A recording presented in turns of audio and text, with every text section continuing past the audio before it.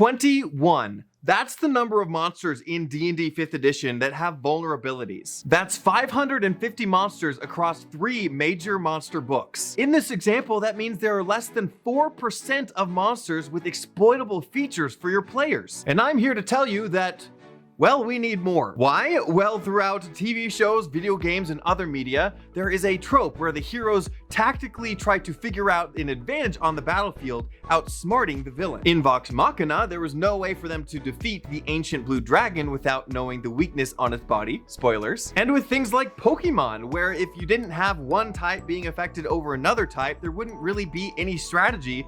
And I don't think that Pokemon would be the pop culture icon it is today. But unfortunately in D&D, we only have to figure out what damage type not to use, and that's basically it. And sure, D&D combat is already lots of fun, and there are a lot of great things about it. But why not add a few more layers to it for your players to enjoy? Adding an immersive and dynamic challenge in contrast to your regular hack and slash.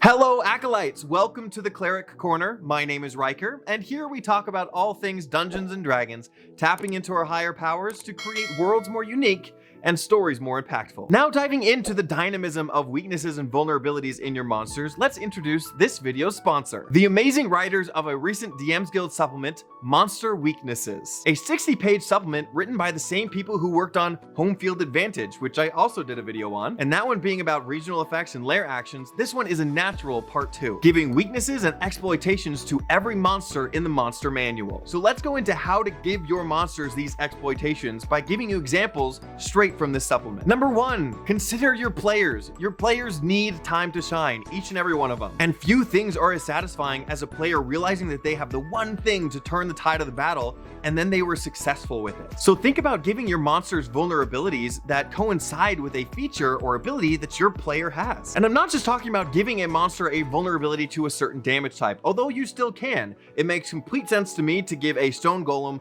vulnerability to bludgeoning damage instead of somehow it having invulnerability.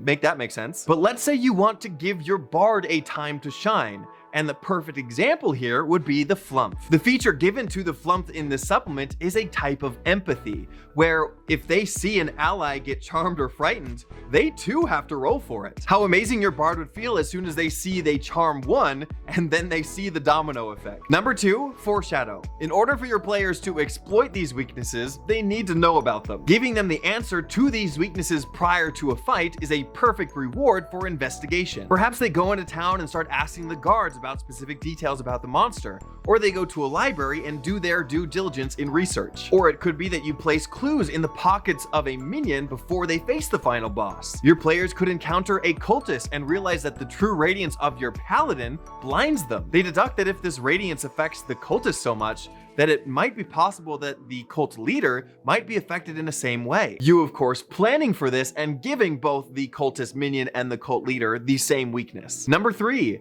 not just in combat.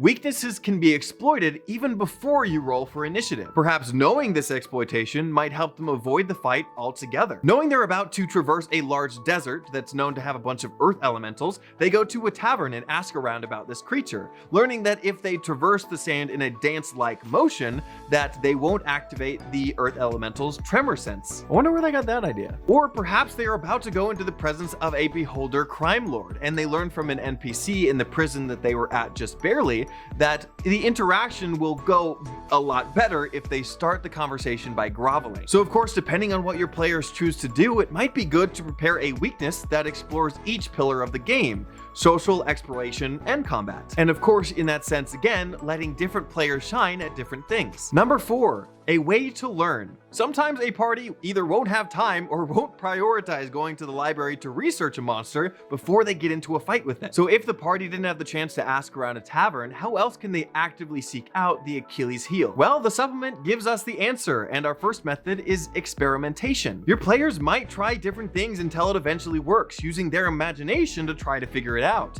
And in fact, they might think of something that was way better than what you had prepared initially. So you can either make the switch or heck, give the monster 2 vulnerabilities because your players were creative. The second method is discovery, and your players at any time can use their reaction to see if they can peer in and see a chink in the monster's armor. They make a skill check, and the type of skill check they graciously gave us in the supplement. But again, to help your players feel a little bit more special, perhaps only the ones who are proficient in the said skill are the ones that are able to deduct the weaknesses. The third method is experience, and perhaps your players have actually met one of these monsters before, either in a session that you've had beforehand or their backstory. If it makes sense for the player, have them roll to see if they recall any of this information. Perfect for your ranger's favored foe ability. But going on to tip number 5, give them multiple, meaning you want a little bit of everyone to shine. Your players have finally reached the culmination of a BBEG fight, and you've added a little bit of something for everyone. The only way to defeat this villain is if each player finds an exploitation of their own. But let's take the famous vampire. Perhaps you've studied and researched and prepared yourself for this fight, and found out that your cleric can cast ceremony and have everyone immune to this creature's bite. But now in the fight, your druid uses experimentation to cast druidcraft and make an onion, and now their companion who failed their wisdom saving throw is no longer charmed. And then going away from the 2 weaknesses that are given to us in the book, you as a DM create a few more, but this time a weakness that your rogue can exploit.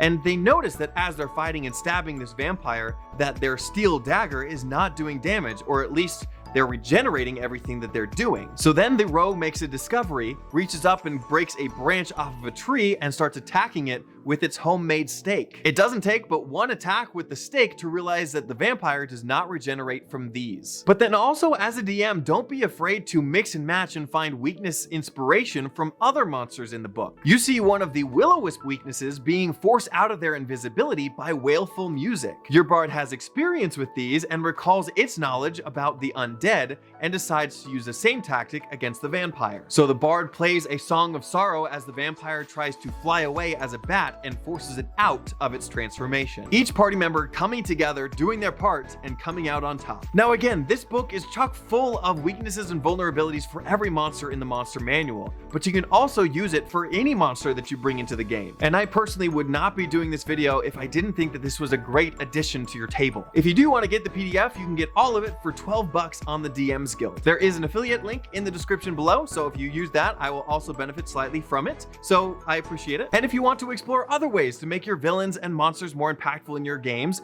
explore this playlist here. But in the meantime, go out there and spread the good word of D&D and make the world a better place, both on and off your tables. See you in the next one.